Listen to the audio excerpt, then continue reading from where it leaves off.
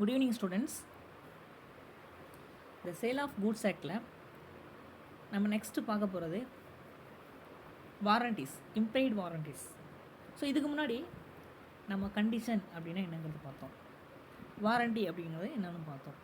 So இந்த கண்டிஷனுக்கும் வாரண்டிக்கும் என்ன difference அப்படிங்கிறது நம்ம பார்த்தோம்.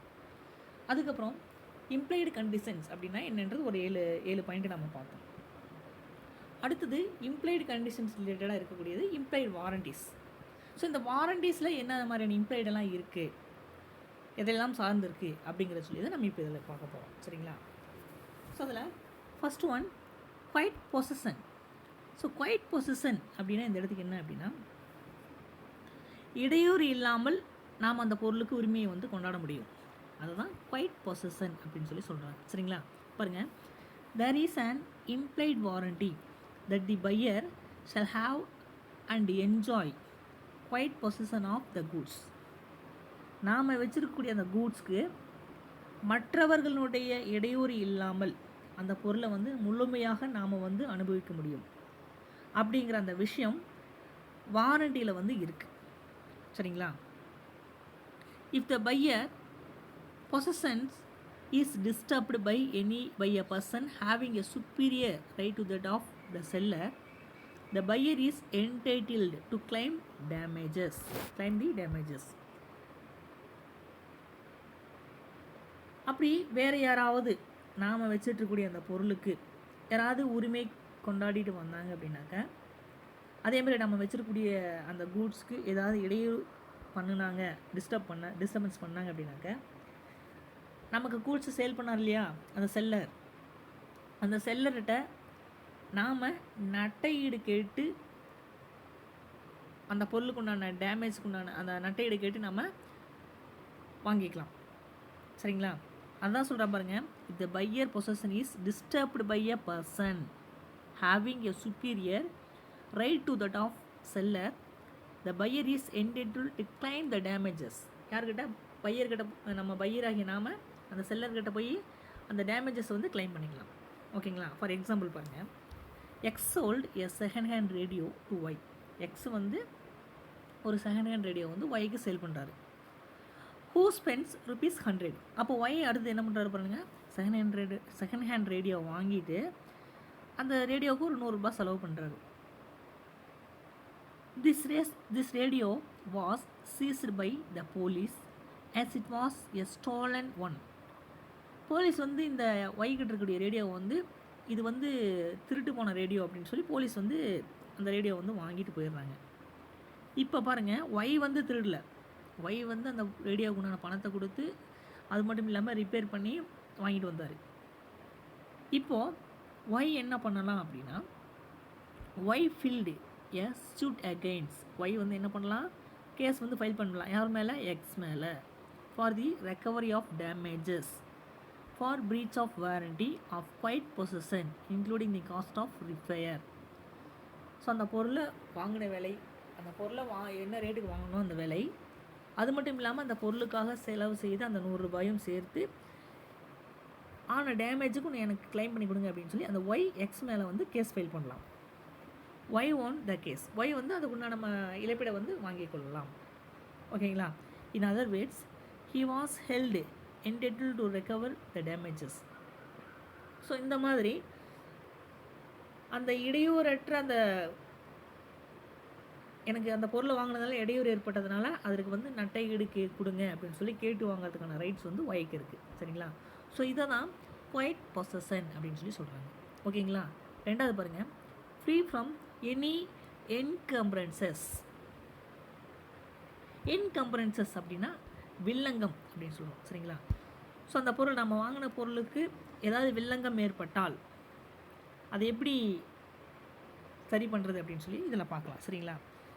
த goods bought must not have been subject to any charge or right in favour of a third party. பாருங்கள், நல்லா பாருங்கள், நாம் வாங்கின சரக்கு அந்த கூட்ஸு தேர்ட் பார்ட்டிக்கு எந்த ஒரு வகையிலும் அது ஃபேவராக இருக்காது அப்படிங்கிற அந்த விஷயம் இந்த வாரண்டியில் வந்து இருக்குது. சரிங்களா? பாருங்கள், the goods but must not have been subject to any charge or right in favour of a third party. Next பாருங்கள், if the buyer possession is disturbed by reason of the existence of any encumbrances, he is entitled to claim damages for breach of warranty. பாருங்க, அந்த example பார்த்தா உங்களுக்கு புரிஞ்சுக்கும். X borrowed rupees 50,000 from Y. X வந்து பணம் வாங்குறாரு யார்கிட்ட இருந்து? Y கிட்ட இருந்து 50,000 ரூபாய். எதை வச்சு வாங்குறாருன்னு பாருங்கள். அண்டு ஹைபாத்திகேட்டட்னு என்ன சொல்லுவோம் அப்படின்னாக்க, ஏதாவது ஒரு பொருளை அடகு வச்சு, சரிங்களா, இன் ஹிஸ் ஆட்டோ ரிக்ஷா. அப்போது எக்ஸ் பாரோடு எவ்வளோ 50,000 பணம் வாங்குறாரு யார்கிட்ட இருந்து? Y கிட்ட இருந்து. என்ன கொடுத்து வாங்குறாரு? அந்த ஆட்டோ ரிக்ஷாவை வச்சு பணம் வாங்குறாரு. அதை தான் செக்யூரிட்டியாக வச்சு வாங்குறாரு. Later on X sold the auto rickshaw to Z who bought it in good faith. எக்ஸுக்கிட்ட ஜெட்டு அடுத்து என்ன பண்ணுறாரு பாருங்க, எக்ஸ் பணம் வாங்கியிருக்காரு அந்த ஆட்டோ ரிக்ஷா வச்சு. ஆனால் ஒய்கிட்ட அந்த கடனையும் திருப்பி கொடுக்காம அந்த ஆட்டோ ரிக்ஷாவை வந்து ஜெட்டுக்கு சேல் பண்ணிடுறாரு. ஜெட்டும் அதை நல்ல ஒரு நம்பிக்கையில் வாங்கிக்கிறாரு. In this case Z can claim damages from X because his possession is disturbed by a Y having a encumbrance on the auto. இப்போ பாருங்கள், ஜெட்டுக்கு சேல் பண்ணிட்டா போதுமா? அடுத்து Y வந்து அதுக்குண்டான பணத்தை கேட்டாங்க அப்படின்னா எக்ஸ் கொடுத்தாகணும். ஸோ எக்ஸ் கொடுக்கல அப்படின்னாக்கா அவர் என்ன ஹைபாத்திகேட் பண்ண அந்த ஆட்டோ ரிக்ஷா வந்து கையாளக்கூடிய உரிமை வந்து ஜெட்டுக்கு இருக்குது. அப்போது இந்த இடத்துக்கு ஜெட் என்ன பண்ணலாம் அப்படின்னா, அந்த பொருள் வந்து அவருக்கு உரிமை இல்லாததான் போயிடும். ஸோ அப்படிப்பட்ட சுச்சுவேஷனில் இப்போ என்ன பண்ணலாம் பாருங்கள், Z can claim damages from X because his possession is disturbed by Y கிட்ட அந்த பொருள் அடகு வச்சுருக்காரு. அதனால் ஏற்பட்டக்கூடிய அந்த நட்டத்திற்கு ஈடுகக்கூடிய வகையில் அவர் வந்து நட்ட ஈடு வந்து அவங்க கேட்டு வாங்கிக்கலாம். ஓகேங்களா? இது உங்களுக்கு புரிஞ்சிருக்குன்னு நினைக்கிறேன். நெக்ஸ்ட் தேர்ட் ஒன் பாருங்கள், warranty in the case of dangerous goods. Warranty in the case of dangerous goods.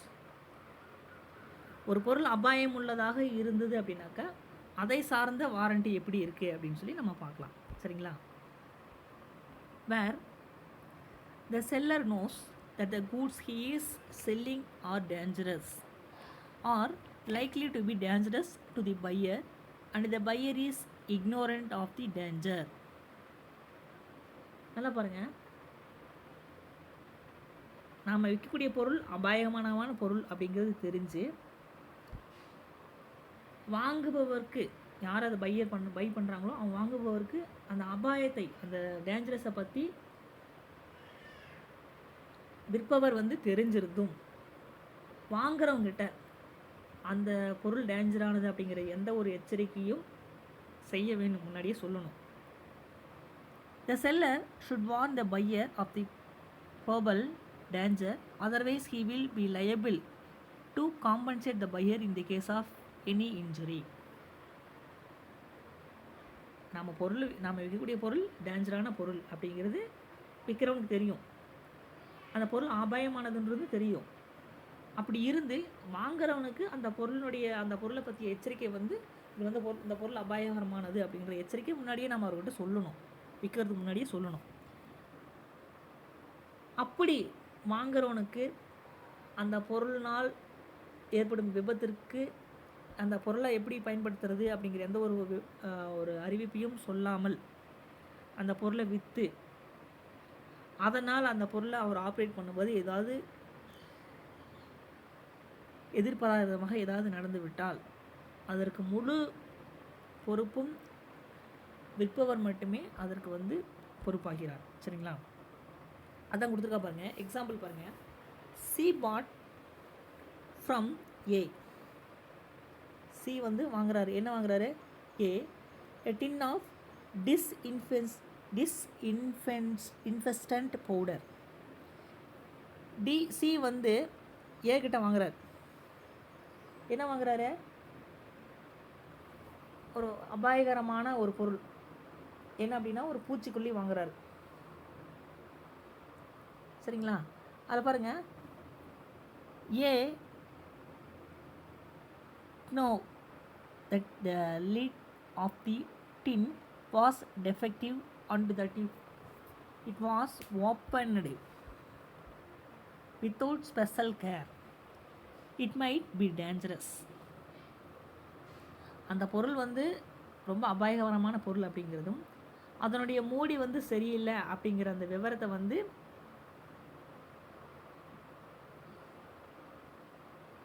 ஏன் வந்துட்டு என்ன பண்ணியிருக்கோம் தெரிஞ்சிருந்த போதிலும் அதை அவருடைய வாங்குறவருடைய கவனத்துக்கு கொண்டுட்டு போகல. எட் ஏ டிட் நாட் வார்ன் சி. ஏ வந்து சி கிட்ட எந்த ஒரு தகவலும் சொல்லாமல் வித்துட்டார். இப்போ சி பாருங்க, C opened the tin in the usual way where upon the powder flow into her eyes causing injury. அவர் அந்த பூச்சிக்கொல்லி மருந்து திறக்கும் பொழுது அந்த மூடி ஏற்கனவே எப்படி ஆப்ரேட் பண்ணுன்ற விஷயத்தை மருந்து விற்கும் பொழுதே அவர் சொல்லியிருக்கணும். அப்படி மருந்து அதை மூடியை கழட்டும் போது அது எதிர்பாராத விதமாக என்ன ஆகுது அப்படின்னாக்க அவருடைய கண்ணை வந்து அந்த பூச்சிக்கொல்லி மருந்து வந்து அவருடைய கண்ணை பாதித்து கண் பறி போயிடுது, கண் குருடாகி போயிடுது. Held that A was liable in damage to see as he should warn C for the probable danger. பாருங்கள், அப்போ என்ன பண்ணியிருக்கணும், இந்த நிலையில் சி என்ன பண்ணலாம் அப்படின்னாக்க கேஸ் வந்து ஃபைல் பண்ணலாம். யார் மேலே? ஏ மேலே. ஏன் அப்படின்னா ஏ வந்து என்ன பண்ணியிருக்கோம் அப்படின்னா அந்த பொருளை விற்கும் பொழுதே எப்படி திறக்கணும் அப்படிங்கிறத வந்து சொல்லியிருக்கணும். இப்படி தான் ஓப்பன் பண்ணுறோம் அப்படிங்கிற விஷயத்தை சொல்லியிருக்கணும். அப்போது சொல்லாமல் விட்டது அவருடைய தவறு. சரிங்களா? ஸோ அதற்கு ஏற்படக்கூடிய நட்டத்திற்கு வந்து அவர் தான் வந்து பொறுப்பாவார். சரிங்களா? இது உங்களுக்கு புரிஞ்சிருக்குன்னு நினைக்கிறேன். சரிங்களா? நெக்ஸ்ட் பாருங்க, அன்பெய்டு செல்லர்.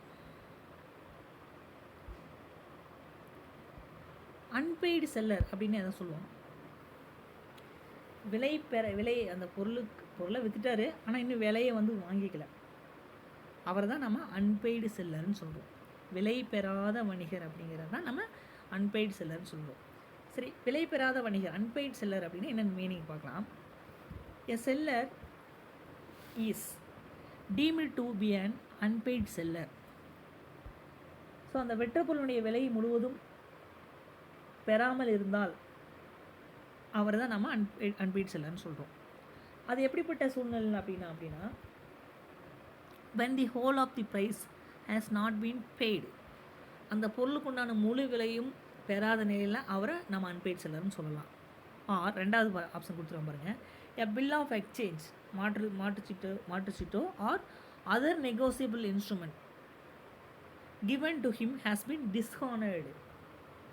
இந்த மாற்றுச்சீட்டை வந்து அவர் கொடுத்த அந்த பையர் கொடுத்த அந்த காசோலையோ அந்த செக்கோ அல்லது நெகோசியபிள் இன்ஸ்ட்ருமெண்ட்டோ ஆர் பில் ஆஃப் எக்ஸ்சேஞ்சோ இதில் ஏதாவது ஒன்று டிஸ்ஹானர்னா என்ன? அது வந்து அவமதிக்கப்படும் பொழுது அப்போவும் இவர் என்ன ஆகிறாரு? அன்பெய்டு செல்லர் தான். அந்த பொருளுக்குண்டான முழு விலையை வந்து இது வரைக்கும் வாங்கலை. சரிங்களா? இந்த ரெண்டுமே முழுமையான தொகை வந்து அவருக்கு வந்து சேராதனால அவரை வந்து நம்ம அன்பெய்டு செல்லர் அப்படின்னு சொல்லுவோம். அந்த பொருளுக்கு உண்டான உரிமை இவருக்கு இருக்குது. Thus it would be obvious that a seller who has received only a part of the price is also unpaid seller. ஆக மொத்தம் அந்த வித்து அவங்க சேல் பண்ணதில் இது வரைக்கும் எந்த ஒரு விலையும் வந்து அவர் வந்து வாங்கிக்கல, அந்த பொருளுக்குண்டான விலையை வந்து வாங்கிக்கல. அதே மாதிரி ஒரு பார்ட்டு ஒரு குட்ஸு 10,000 ரூபாய்க்கு விற்கிறவங்கன்னா ஒரு 5,000 ரூபா தொகை மட்டும் வந்திருக்கு. இன்னும் 5,000 ரூபா தொகை வரல அப்படின்னாலும் அவரையும் நம்ம அந்த பொருளுக்கு அவர் தான் உரிமையானவர். அவரையும் நம்ம என்ன சொல்கிறோம்னா அன்பெய்டு செல்லர் அப்படின்னு சொல்லி தான் சொல்லுவோம். Seller includes not only the actual seller but also an agent of a seller or a consignee. So அந்த விற்பவர் அப்படிங்கிறவர் அந்த கூட்ஸினுடைய ஓனராக மட்டும் இல்லாமல் அவர் முகவரும் அவரை வந்து ஏஜென்ட்னு சொல்லலாம், அல்லது கன்சைனி அந்த அந்த கூட்ஸ்க்கு நான் இன்சூரன்ஸ் பெறுபவர் அப்படின்னு சொல்லியும் சொல்லலாம். சரிங்களா? ஸோ அன்பெய்ட் செல்லர்னா என்ன, ஒரு பொருளை விற்கிறோம், அந்த பொருளுக்கு உண்டான முழு தொகையும் வந்துருச்சுன்னா அவர் செல்லர்.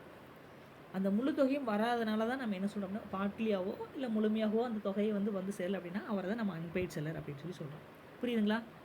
நெக்ஸ்ட்டு பாருங்கள், இந்த அன்பெய்ட் செல்லருக்கு என்னென்ன ரைட்ஸ் எல்லாம் இருக்குது அப்படின்னு சொல்லி நம்ம பார்க்கலாம். Rights of an unpaid seller. இந்த விலை பெறாத வணிகருடைய உரிமைகள் என்னென்ன அப்படின்னு சொல்லி நம்ம இந்த சார்ட்டில் கொடுத்துருக்காங்க பாருங்கள்.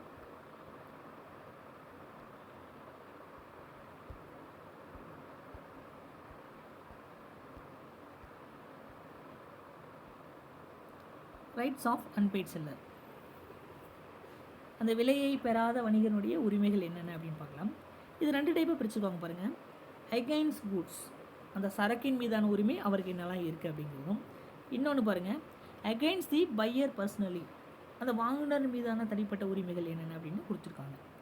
இதில் நம்ம ஃபஸ்ட்டு பார்க்க போகிறது அகைன்ஸ்ட் கூட்ஸ், அந்த சரக்கின் மீதான உரிமை இவருக்கு அன்பெய்ட் செல்லருக்கு என்னெல்லாம் இருக்குது அப்படின்னு சொல்லி பார்க்கலாம். இந்த அகைன்ஸ்ட் கூட்ஸு 2 டைப்பாக பிரிச்சுருக்காங்க பாருங்கள். where the property in goods has passed to the buyer, அந்த விற்ற பொருளின் மீதான உரிமை வாங்குபவருக்கு மாறிய பொழுது. சரிங்களா? ரெண்டாவது, where the property in goods has not passed to the buyer, விற்ற பொருளின் மீதான உரிமை வாங்குபவருக்கு மாறாத பொழுது அப்படின்னு 2 டைப்பாக பிரிச்சிருக்காங்க. ஓகேங்களா? அதில் ஃபஸ்ட் டைப் நம்ம பார்க்கலாம். where the property in goods has passed to the buyer, விற்ற பொருளின் மீதான உரிமை வாங்குபவருக்கு மாறாத பொழுது. சரிங்களா? அவருக்கு என்னென்ன உரிமைகள் எல்லாம் இருக்குது அப்படின்னு சொல்லுவோம் பார்க்கலாம். சரிங்களா? அதில் right to lien. Right to லயன்னா அந்த பொருளை பற்றுரிமை, அதை வாங்கி இருக்கிறதுக்கு ரைட்ஸ். ஏன்னா முழு விலையும் அவருக்கு இன்னும் வரல, அந்த உரிமை உரிமை மாற்றம் இன்னும் அடையலை. யாருக்கு? வாங்குபவருக்கு அந்த பொருள் உரிமை மாற்றம் அடையலை. அப்படிங்கிற சுச்சுவேஷனில் ஏதாவது ப்ராப்ளம்ஸ் ஏற்பட்டது அப்படின்னாக்கா அந்த பொருளை வாங்கிக்கலாம். Right to lien. ரெண்டாவது, right of stoppage in transit, வழியில் போயிட்டு எடை நிறுத்தி அந்த பொருளை மறுபடியும் இவரே வாங்கிக்கிறதுக்கு ரைட்ஸ் இருக்குது. மூணாவது, ரைட் டு ரீசேல், அதை மறு விற்பனை பண்ணுறதுக்கு இவர் ரைட்ஸ் இருக்குது. சரிங்களா? இது எல்லாமே எப்போ பாருங்கள், where the property in goods has passed to the buyer, விற்ற பொருளின் மீதான உரிமை வாங்குபவருக்கு மாறினதுக்கப்புறம். ரெண்டாவது பாருங்கள், where the property in goods has not passed to the buyer, விற்ற பொருளின் மீதான உரிமை வாங்குனருக்கு மாறாத பொழுது. அந்த மாதிரியான சுச்சுவேஷனில் வித்ஹோல்டிங் டெலிவரி, அந்த பொருளை டெலிவரி பண்ணாமல் நிறுத்தி வைக்கிறதுக்கு உரிமை இருக்குது. ரெண்டாவது, லயன், அந்த பொருளை வாங்கிக்கிறதுக்கு திரும்பி வாங்கிக்கிறதுக்கு உரிமை இருக்குது, பற்றுரிமை நிறுத்தி வைக்கிறதுக்கு உரிமை இருக்குது. ஸ்டாப்பேஜ் அண்ட் டிரான்சிஸ்ட், அந்த வழியில் போயிட்டு இடைநிறுத்தம் பண்ணுறதுக்கு உரிமை இருக்குது. ரீசேல், மறு விற்பனை பண்ணுறதுக்கும் இவருக்கு உரிமை இருக்குது. சரிங்களா? அடுத்தது பாருங்கள், எகெயின்ஸ்ட் தி பையர் பர்சனலி, அந்த வாங்குனரின் மீதான பர்சனலாக அவருக்கு இருக்கக்கூடிய உரிமை என்ன அப்படின்னா, ஷூட் ஃபார் ப்ரைஸ், விலையை தர கோரி, நம்ம பொருளை விற்றாச்சு, அவன் எந்த ஒரு இதுவும் கொடுக்கல அப்படிங்கிற சுச்சுவேஷனில் விலையை தர சொல்லி நம்ம கேஸ் ஃபைல் பண்ணலாம். ரெண்டாவது, ஷூட் ஃபார் டேமேஜஸ், அந்த பொருளுக்கு ஏற்பட்ட இடையூறுக்கு இழப்பீடு கேட்டு நம்ம வாங்கிக்கலாம். அடுத்து, ஷூட் ஃபார் இன்ட்ரெஸ்ட், வட்டியை கேட்டு வாங்கிக்கலாம். சரிங்களா? ஸோ இது எல்லாமே பார்த்திங்க அப்படின்னாக்க ஒரு அன்பெய்ட் செல்லர்னுடைய ரைட்ஸ். ஒரு பொருளை விற்றுட்டோம், விற்றதுக்கப்புறம் நிறைய ப்ராப்ளம்ஸ் இருக்குது. நிறைய ப்ராப்ளம்ஸ் அப்படின்னா முழு விலை வந்துருச்சு அப்படின்னாக்கா பிரச்சனையே இருக்காது. ஸோ முழு விலையும், அந்த நம்ம விற்ற பொருளுக்கு அந்த முழு தொகையும் வாங்காத நிலையில் அந்த அன்பெய்ட் செல்லருக்கு இருக்கக்கூடிய ரைட்ஸ் எல்லாம் தான் இதெல்லாம். சரிங்களா? இதெல்லாம் தான் இப்போ நாம் பார்க்க போகிறோம். சரிங்களா? அதில் ஃபஸ்ட்டு பாருங்கள், rights of an unpaid seller, இந்த விலை பெறாத வணிகனுடைய உரிமைகள் என்னென்ன அப்படிங்கிறத பார்க்கலாம். அதில் ஃபஸ்ட்டு பாருங்கள், right of an unpaid seller against the goods. against the goods தான் நம்ம இப்போ ஃபஸ்ட்டு பார்த்துட்ருக்குறோம். அதில் first, where the property in the goods has passed to the buyer. பார்த்தோம் இல்லைங்களா? where the property in the goods has to be passed to the buyer, விற்ற பொருளின் மீதான உரிமை வாங்குபவருக்கு மாறிய பொழுது. நம்ம பொருளை விற்கிறோம், அது அந்த கூட்ஸ் பையருக்கு போய் சேர்ந்துருச்சு, ஆனால் முழு விலையும் இன்னும் வந்து சேரலை. சரிங்களா? அப்படிப்பட்ட சுச்சுவேஷனில் என்ன மாதிரியான ரைட்ஸ் எல்லாம் இருக்குது? அப்படிப்பட்ட பொருளை விற்றாச்சு, அவருடைய கைக்கும் போயிடுச்சு. போனதுக்கப்புறம் இல்லை போயிட்டுருக்கு, இப்படிப்பட்ட சுச்சுவேஷனில் ஏதாவது ப்ராப்ளமேட்டிக் நடக்குது அப்படிங்கிற சுச்சுவேஷனில் அந்த அன்பெய்ட் செல்லர் என்ன பண்ணலாம், அவருக்கு என்னென்ன ரைட்ஸ் எல்லாம் இருக்குது அப்படிங்கிறத நம்ம ஃபஸ்ட்டு பார்க்கலாம். சரிங்களா? அதில் ஃபஸ்ட்டு பாருங்கள், right of lien. Right of lien அப்படின்னு என்ன? அந்த பொருளை வந்து பற்றுரிமை பண்ணிக்கிறதுக்கு உரிமை இருக்குது. பற்றுரிமைன்னு என்ன? நிறுத்தி வைக்கிறதுக்கு, இவரே திரும்பி வாங்கிக்கிறதுக்குன்னா அந்த முழு தொகையும் வரல, எனக்கு உண்டான அந்த பணத்தை கொடுத்துட்டு வாங்கிக்கோங்க அப்படிங்கிற சொல்லக்கூடிய உரிமை அவருக்கு இருக்குது. சரிங்களா? அப்படின்னு என்னென்னு பாருங்கள். ரைட் ஆஃப் லைன் அப்படின்னா என்னென்னு பாருங்கள்.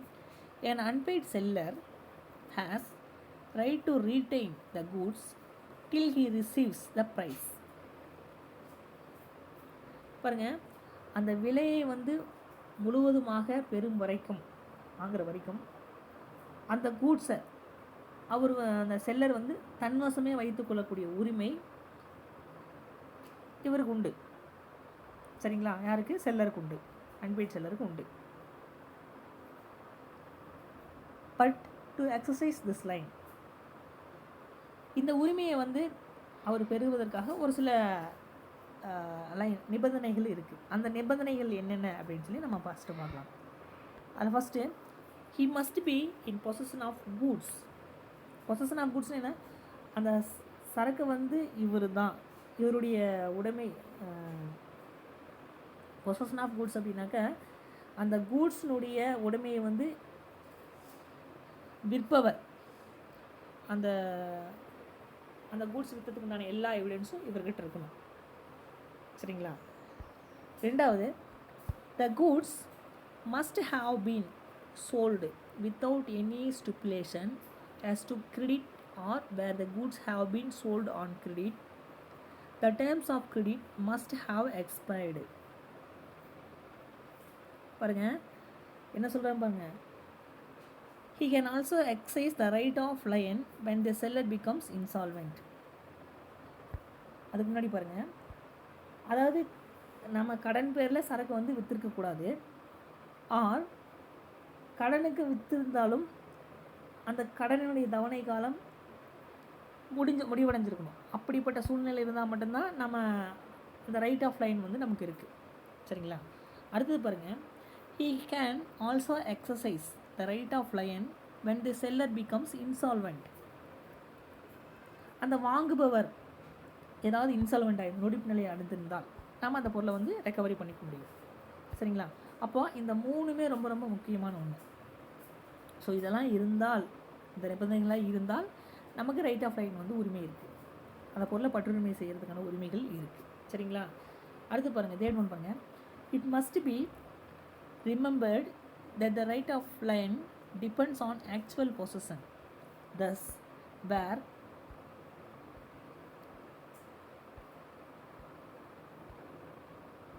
the seller has transferred to the buyer the documents of title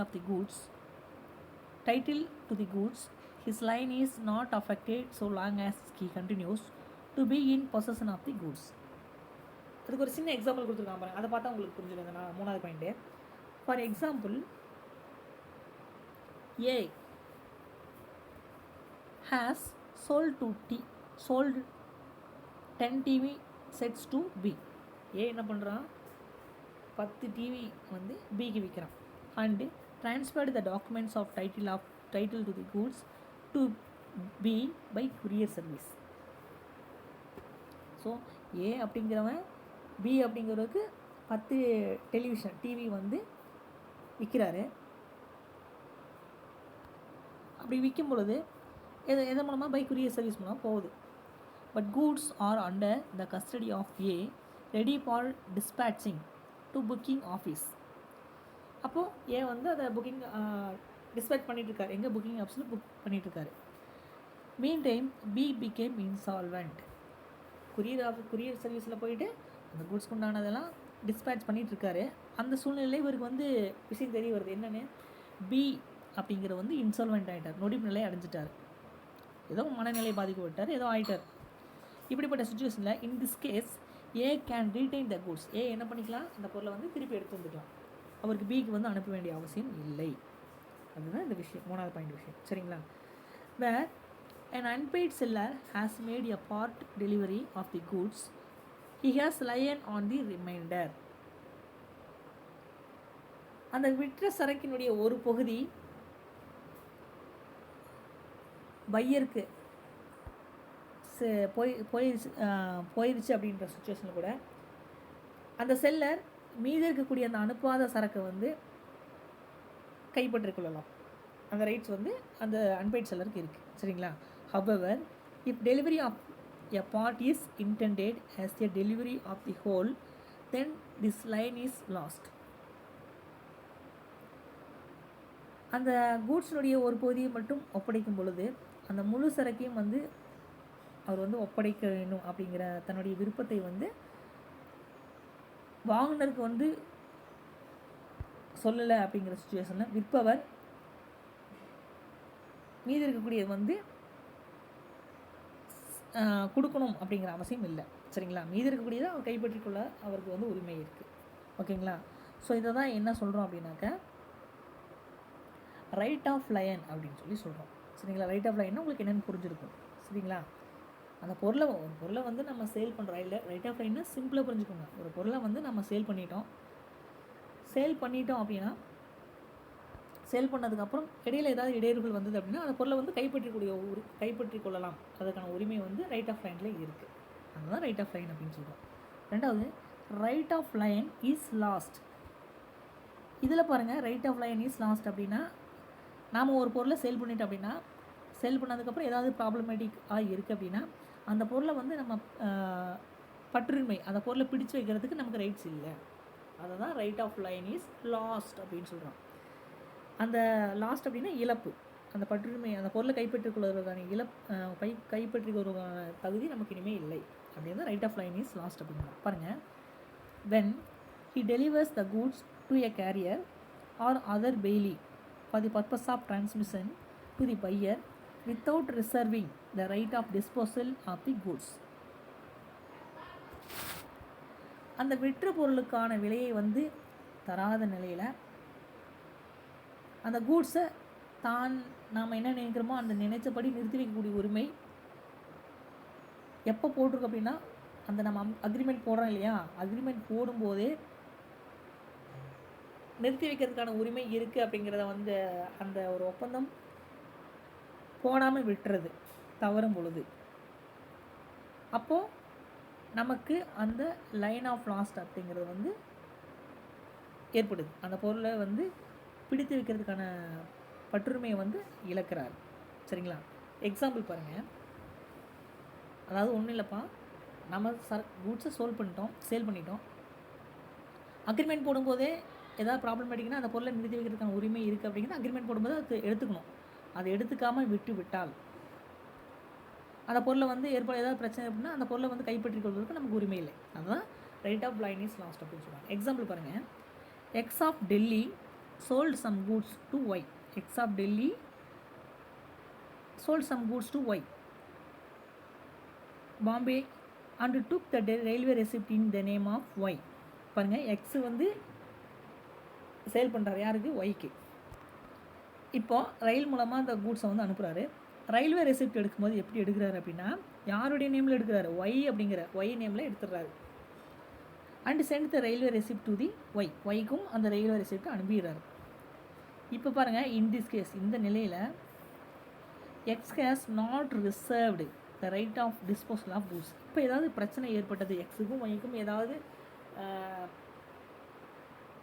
ஒத்து வரல, பணம் சரியாக வந்து சேரல அப்படிங்கிற சுச்சுவேஷனில் எக்ஸ் வந்து அந்த பொருளை நிறுத்தி வைக்கிறதுக்கும் அந்த பொருளை வந்து கைப்பற்றிக் கொள்வதற்கும் அந்த உரிமையை வந்து அவர் இழக்கிறார்.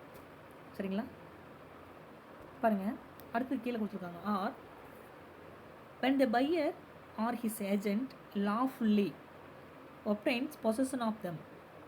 In other words, buyer took delivery from booking office.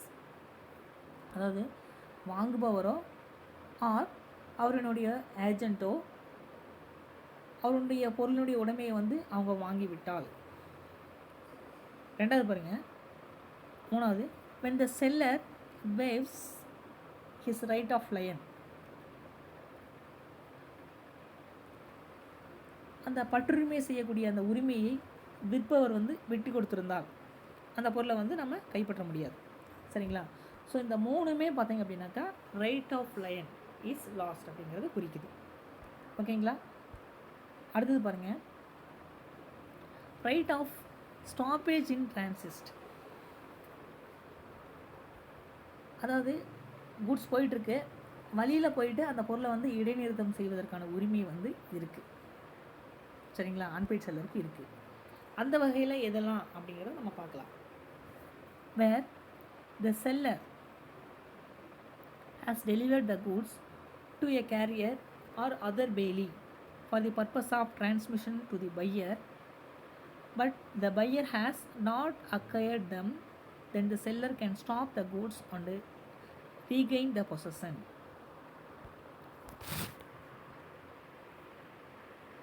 அந்த செல்லர், அந்த சரக்கு விற்கிறவர் அவருடைய இடத்துலேருந்து வாங்குபவருடைய இடத்திற்கு வழியில் எடுத்துகிட்டு போயிட்டு இருக்கும் பொழுது அந்த கூட்ஸை வந்து வழி மறைச்சி அதை தன்வசப்படுத்தி அந்த அந்த விலை பெரியாத வணிகருக்கு, அந்த அன்பெய்ட் செல்லருக்கு உரிமை வந்து இருக்குது. கூட்ஸ் நம்ம அனுப்பியாச்சு, அனுப்புனதுக்கப்புறம் ஏதாவது ப்ராப்ளமேட்டிக் நடந்திருக்கும், அதாவது பணம் வந்து சேர்ந்துருக்காது. அப்படிப்பட்ட சுச்சுவேஷனில் இவர் போய் வழியில் போய் அந்த கூட்ஸை வழி மறைச்சி அந்த பொருளை வந்து ரீட்டைன் பண்ணிக்கிறதுக்கு, ரீஅகைன் த பொசஷன், அந்த பொருளை வந்து மறுபடியும் கைப்பற்றிக்கிறதுக்கு அந்த அன்பெய்ட் செல்லருக்கு வந்து உரிமை இருக்குது. சரிங்களா?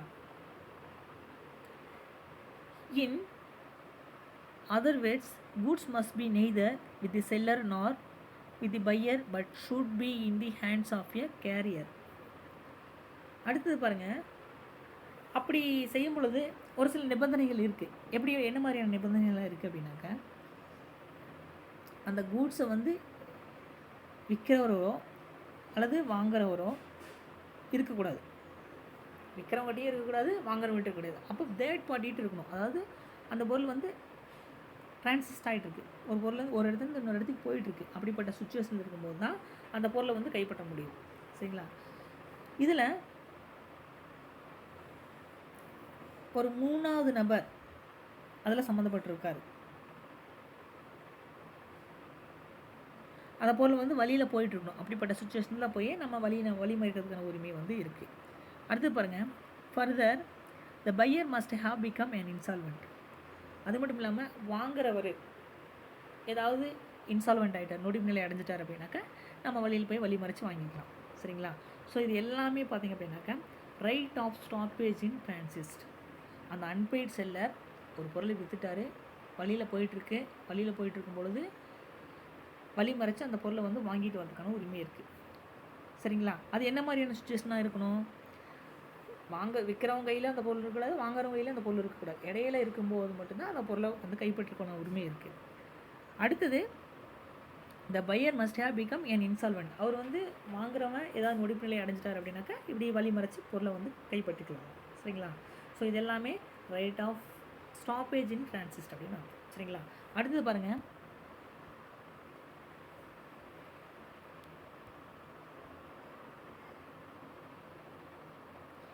Termination of right of stoppage. இதுக்கு முன்னாடியே வழியில் போய் வழி மறித்து அந்த பொருளை வந்து கைப்பற்றிருக்கான உரிமை இருக்குது. இங்கே termination of right of stoppage அப்படின்னா வழியில் போய் இடைநிறுத்தம் பண்ணுவதற்கான உரிமை வந்து இங்கே இல்லை, இவருக்கு இல்லை, அன்பெய்ட் செல்லருக்கு இல்லை.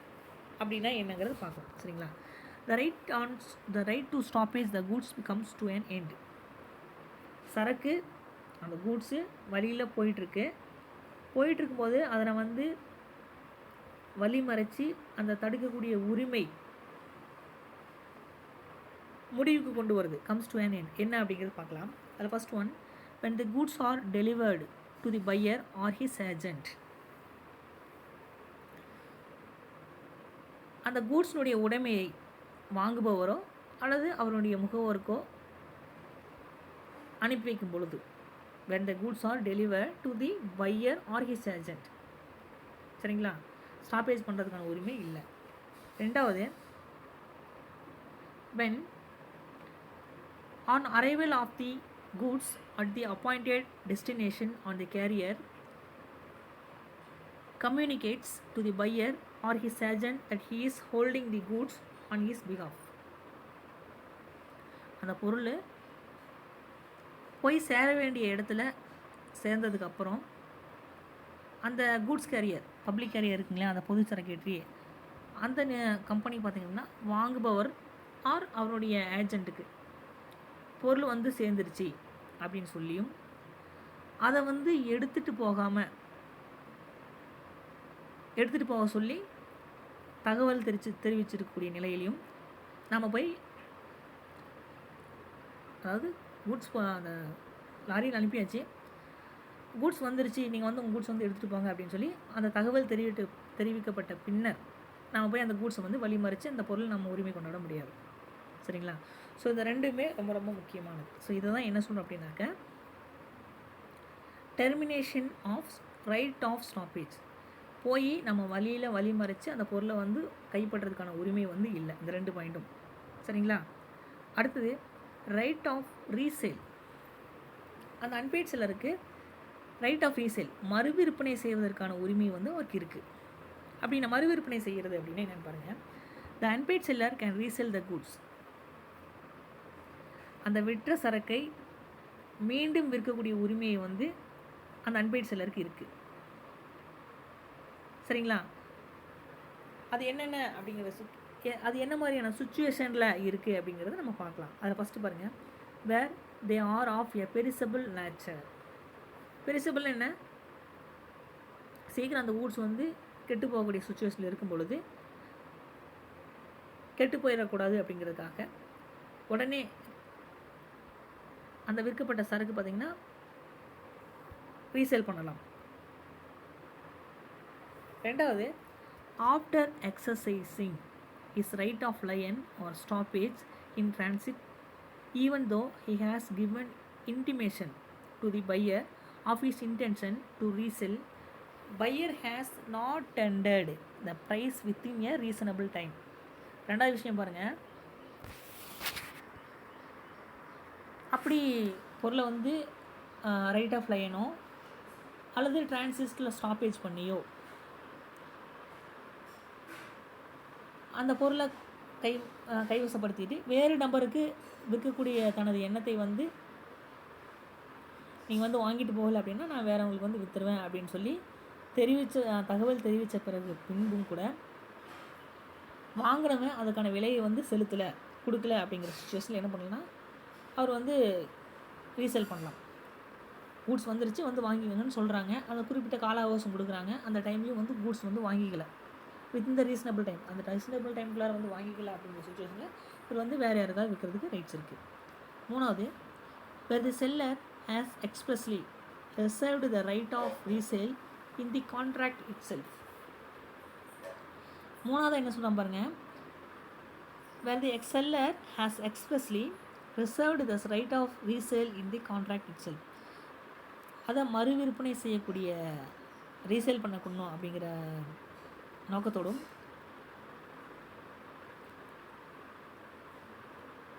எப்போ சேல் பண்ணும் பொழுதே அக்ரிமெண்ட்டில் சொல்லப்பட்டிருந்தால், சரிங்களா, இப்போது பையருக்கு வந்து எந்த ஒரு இன்ஃபர்மேஷனும் கொடுக்காம நம்ம என்ன பண்ணிக்கலாம்னா ரீசேல் பண்ணிக்கலாம். சரிங்களா? ஒரு பொருளை விற்கிறோம், அந்த டைம்குள்ளார அவர் வந்து எடுத்துக்கல, இதில் இந்த விஷயம், அதாவது நான் ரீசேல் பண்ணிடுவேன், நீங்கள் டைம்குள்ளார வந்து எடுத்துக்கல அப்படின்னா ரீசேல் பண்ணிடுவேன் அப்படிங்கிற விஷயத்தை அந்த அக்ரிமெண்ட்டில் சொல்லப்பட்டு இருந்தால், இப்போது அந்த வாங்கணுங்க அந்த பையருக்கு நம்ம எந்த ஒரு தகவலும் சொல்லாமல் நாம் ரீசேல் பண்ணுறதுக்கான ரைட்ஸ் வந்து இருக்குது. சரிங்களா? ஸோ இது எல்லாமே ரைட் ஆஃப் ரீசேல். ஒரு அன்பெய்ட் செல்லருக்கு இருக்கக்கூடிய சேல் பண்ணியாச்சு, அந்த கூட்ஸ் சரியான டைமுக்கு எடுத்துக்கல அப்படின்னாக்கா அவர் ரீசேல் பண்ணுறதுக்கு இந்த மாதிரியான 3 பாயிண்ட்ஸும், அந்த 3 உரிமைகளின் அடிப்படையில் அவர் வந்து விற்றுக்கலாம். ஓகேங்களா? அடுத்தது பாருங்கள், where the property in the goods does not pass to the buyer.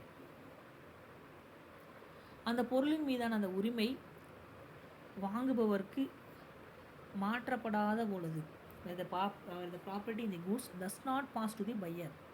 பொருளின் மீதான உரிமையை வந்து வாங்குபவருக்கு மாற்றப்படாத பொழுது என்னெல்லாம் பண்ணலாம் அப்படின்னு சொல்லி பார்க்கலாம். Right of an unpaid seller against the buyer personally.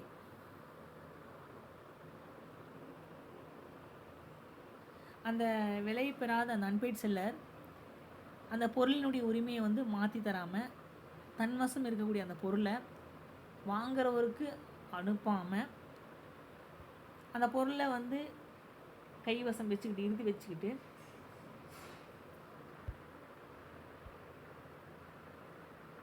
அந்த பொருளை வந்து அந்த பொருளுக்கு உண்டான விலையை வந்து எப்படி அவர் வசூலி பண்ணலாம் அப்படின்னு சொல்லி பார்க்கலாம். அதில் right of an unpaid seller against the buyer personally. அந்த வாங்குபவர் மீது தனிப்பட்ட முறையில் நம்ம வந்து என்ன பண்ணலாம் அப்படின்னாக்கா வழக்குகளை வந்து தொடரலாம். அதான் சொல்ல right of unpaid seller against the buyer personally. வாங்குபவர் மீது தனிப்பட்ட முறையில் நம்ம வந்து கேஸ் ஃபைல் பண்ணலாம். எப்படியெல்லாம் பண்ணலாம் அப்படின்னா சூட் ஃபார் ப்ரைஸ். அந்த பொருளுக்கு உண்டான விலையை வந்து தர சொல்லி நம்ம கேஸ் ஃபைல் பண்ணலாம். பாருங்கள், where the ownership in the goods has passed to the buyer and the buyer refuses to pay for the goods, the seller can file case against the buyer for the price. நம்ம பொருளை விற்றோம் இல்லையா, விற்கப்பட்ட சரக்கினுடைய அந்த உரிமை வாங்குபவருக்கு மாற்றி தந்த பிறகும் கூட வாங்குறவன் அந்த பொருளுக்கு உண்டான விலையை வந்து கொடுக்க தவறும் பொழுது விற்பவர் அந்த பொருளுக்கு உண்டான விலையை வந்து கொடுங்க அப்படின்னு சொல்லி கேஸ் ஃபைல் பண்ணலாம். சரிங்களா? ரெண்டாவது பாருங்கள், சூட் ஃபார் டேமேஜஸ் ஃபார் நான் அக்செப்டன்ஸ். பொருளை வந்து ஏற்றுக்காமல் இருக்கிறாரு, அப்படிப்பட்ட சுச்சுவேஷனில் சூட் ஃபார் டேமேஜஸ் அந்த நட்டையீடு கேட்டு வழக்கு வந்து தொடரலாம். சரிங்களா? பாருங்கள், where the buyer wrongfully refuses to accept the goods, the seller can sue him for damages for non-acceptance of the goods. வாங்குறவன் ஃபஸ்ட்டு டெலிவரி ஆர்டர் பண்ணிடுறான், அதுக்கப்புறம் எனக்கு வேணாம் அப்படின்னு சொல்லி ஏற்க மறுக்கிறதுனால செல்லருக்கு வந்து நஷ்டம் தான் இல்லைங்களா? ஸோ அதற்காக அந்த செல்லர் அன்பெய்ட் செல்லர் நட்டையீடு கேட்டு கேஸ் ஃபைல் பண்ணலாம். சரிங்களா? இது ரெண்டாவது பாயிண்ட். மூணாவது பாயிண்ட் பாருங்கள், suit for cancellation of the contract before the due date. அந்த டியூ டேட் அந்த உரிய காலத்திற்கு முன்பாகவே அந்த ஒப்பந்தத்தை வந்து மறுத்ததற்காக வழக்கு. Suit for cancellation of the contract before the due date. அந்த டியூ டேட் வரதுக்கு முன்னாடியே கேன்சலேஷன் பண்ணிட்டாங்க அப்படின்னாக்கா அப்படிப்பட்ட சுச்சுவேஷனில் அவர் வந்து மறுத்ததற்காக நம்ம வழக்கை வந்து தொடரலாம். பாருங்கள், where the buyer cancels the contract before the date of delivery. Delivery ஆகிறதுக்கு முன்னாடியே கேன்சல் பண்ணிடுறாரு. இப்போது the seller may either treat the contract as continuing or wait till the due date, or he can file a case against buyer immediately. சரக்கு வந்து delivery ஆக போகுதுப்பா, அப்போது ஒப்படைக்கிற நாளுக்கு முன்பாக வாங்குபவர் அந்த ஒப்பந்தத்தை வந்து எனக்கு பொருள் வந்து வேணாம் அப்படின்னு சொல்லி மறுக்கிறாரு. அப்படி மறுக்கும் பொழுது செல்லர் அந்த ஒப்படைக்கிற டைம் வரைக்கும் காத்திருக்காமல், அந்த டெலிவரி டைம் வரைக்கும் காத்திருக்காமல் உடனே அவர் வந்து நட்டையீடு கேட்டு கேஸ் வந்து ஃபைல் பண்ணலாம். சரிங்களா? அடுத்தது fourth one, shoot for interest. Shoot for interest அதாவது வட்டியை கேட்டு கேஸ் ஃபைல் பண்ணலாம். எப்படி அப்படின்னா, where there is a specific agreement between buyer and seller regarding charging interest on the price, the seller can recover interest from the buyer from the due date of contract till the date of payment of purchase price. அதாவது அந்த விற்பனை விலையை வந்து தராத பொழுது அதற்கான வட்டியை வந்து கேட்டு பெறக்கூடிய உரிமையை வந்து விற்பனையாளர் வந்து ஒப்பந்தத்தில் தெளிவாக சொல்லியிருந்தார் அப்படின்னாக்க அந்த விலையை செலுத்த வேண்டிய நாளிலிருந்து வட்டியும் வந்து சேர்த்து வசூலிக்கிறதுக்கான ரைட்ஸ் வந்து அவருக்கு இருக்குது. If there is non-specific agreement, the seller can charge interest from such a day as he may notify to the buyer. அப்படி அந்த வட்டி வசூலிக்கு தொடர்பான அந்த சரக்கு எதுவும் இல்லாத நிலையில் வாங்குறவன் அந்த குறிப்பிட்ட நாளிலிருந்து மட்டுமே அந்த வட்டியை வந்து வசூலிக்க முடியும். சரிங்களா? ஸோ அந்த ஸ்பெசிஃபிக் அக்ரிமெண்ட், அந்த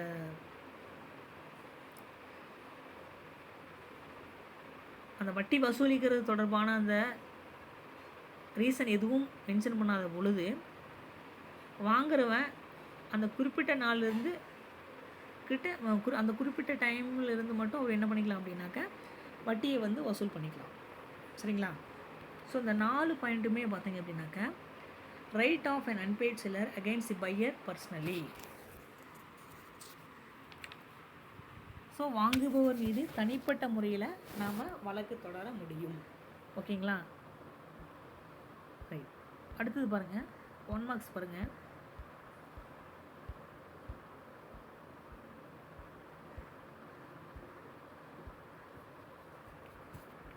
The Sale of Goods Act was passed in the year.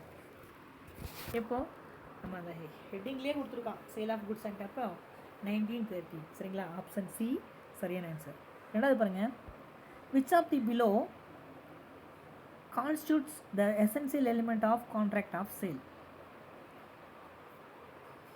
இந்த சரக்கு விற்பனை ஒப்பந்தத்தின் போது முக்கியமானதாக எது கருதப்படுது அப்படின்னாக்க 2 பார்ட்டிஸா, ட்ரான்ஸ்ஃபர் ஆஃப் ப்ராப்பர்ட்டியா, ப்ரைஸா, ஆல் ஆஃப் தி அபோவா?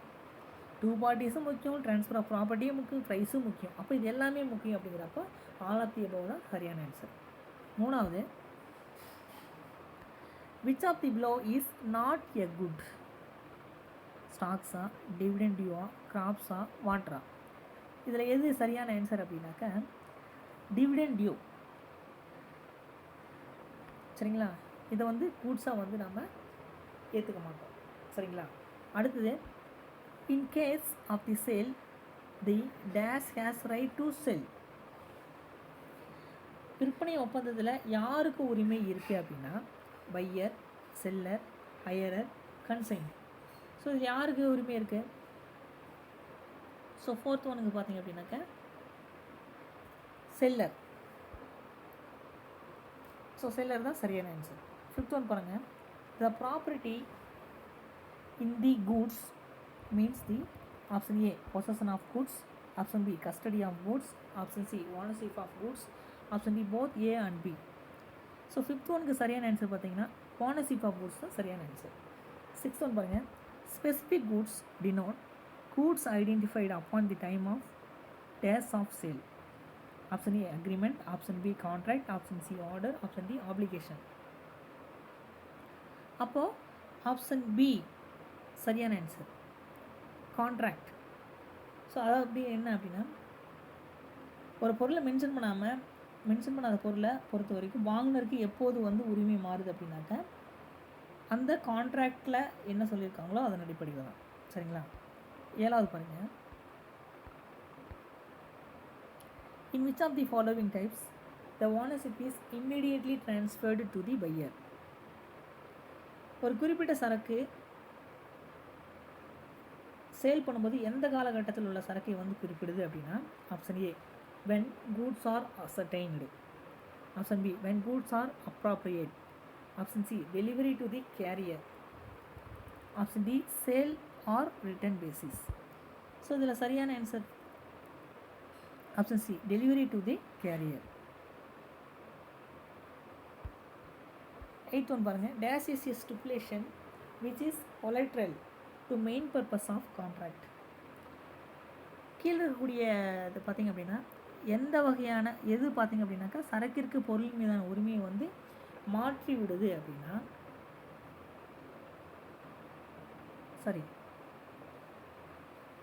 கான்ட்ராக்ட் அந்த ஒப்பந்தத்திற்கு உறுதுணையாக இருக்கக்கூடியது என்னென்ன அப்படின்னா ஆப்ஷன் ஏ வாரண்டியா, ஆப்ஷன் பி கண்டிஷனா, ஆப்ஷன் சி ரைட்டா, ஆப்ஷன் டி அக்ரிமெண்ட்டா? வாரண்டி தான் சரியான ஆன்சர். அடுத்து 9th ஒன் பாருங்கள், unpaid seller can exercise his right of lien over the goods where he is in possession of the goods as. அந்த விலை பெறாத வணிகர் ஆப்ஷன் ஏ பார்த்தீங்கன்னா owner of goods, option B agent of buyer, option C bailee of buyer, option D all of the above. Option D all of these தான் correct. பாருங்கள், unpaid seller can exercise his right of lien over the goods where he is in possession of the goods as. Owner of the கூட்ஸும் இருக்குது, agent of பையரும் இருக்காங்க, bailor R பெய்லியும் பையரும் இருக்காங்க.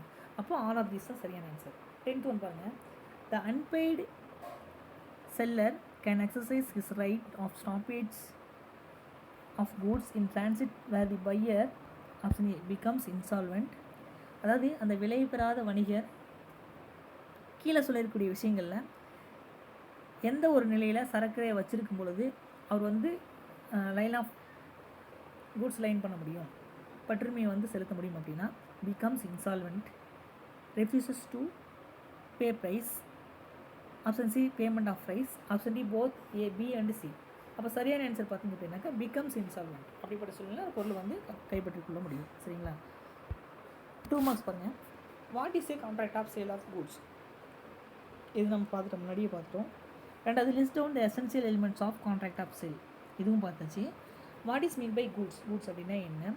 What is a condition goods? இதுவும் எல்லாமே பார்த்துட்டோம். What you understand by warranty அப்படிங்கிறது என்னென்னு பார்த்துட்டோம். அடுத்து 3 மார்க்ஸில் பாருங்க, explain the meaning of agreement to sell. Agreement to sell, அக்ரிமெண்ட்டுக்கும் செல்லுக்கும் என்ன வித்தியாசம் அப்படிங்கிறது. Discuss in detail about existing goods அப்படின்னா என்னென்ன பார்த்துருக்கோம்.